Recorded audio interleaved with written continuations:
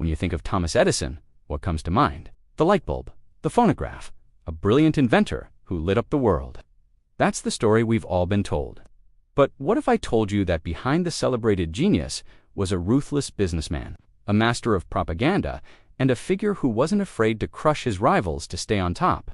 Today, we're pulling back the curtain to reveal the dark side of Thomas Edison, America's most ruthless inventor. Let's start with the invention that made him a household name, the light bulb. The popular myth is that Edison, through sheer grit and thousands of failed experiments, single-handedly invented the incandescent light bulb. The truth is much more complicated. Electric lights existed for decades before Edison entered the scene.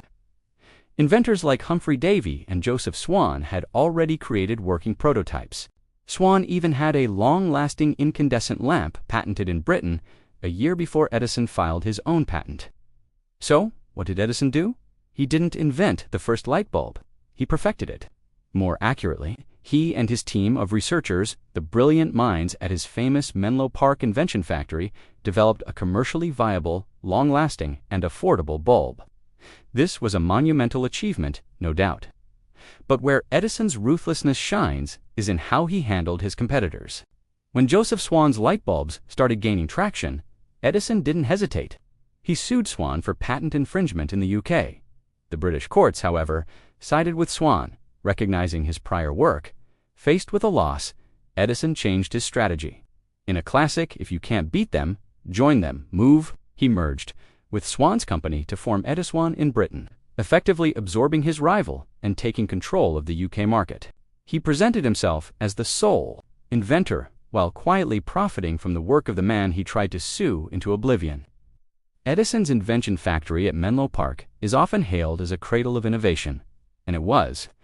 But it was also a place where the line between collaboration and exploitation blurred. Edison employed dozens of talented engineers, machinists, and physicists.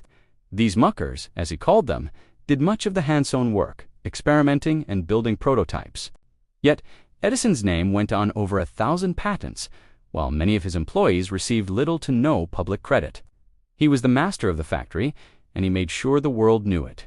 He wasn't just an inventor. He was a brand, and every success, regardless of who contributed, had to strengthen that brand. But perhaps the most infamous chapter in Edison's story of ruthlessness is the War of the Currents.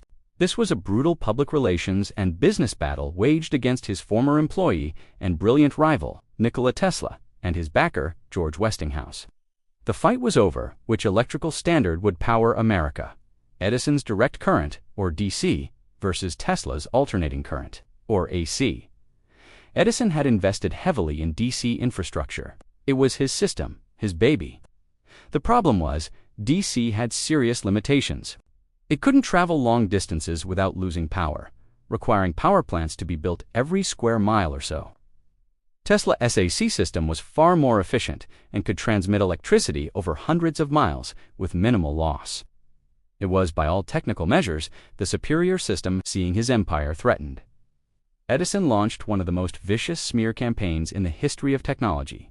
He was determined to convince the public that AC was deadly and dangerous. He wrote sensationalist pamphlets and staged public demonstrations to prove his point.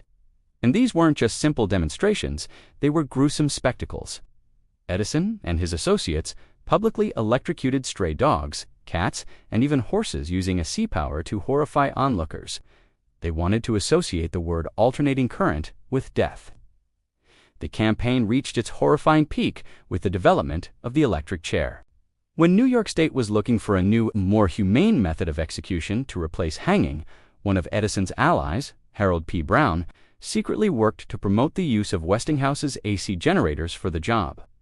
The strategy was diabolical. If the first execution by electricity was carried out using AC, the public would forever link Westinghouse's technology with capital punishment. Edison himself secretly funded Brown's work. The first execution was a botched, horrific affair, but the damage was done. The press dubbed the new method Westinghousing an executed person. It was a marketing masterstroke of the darkest kind.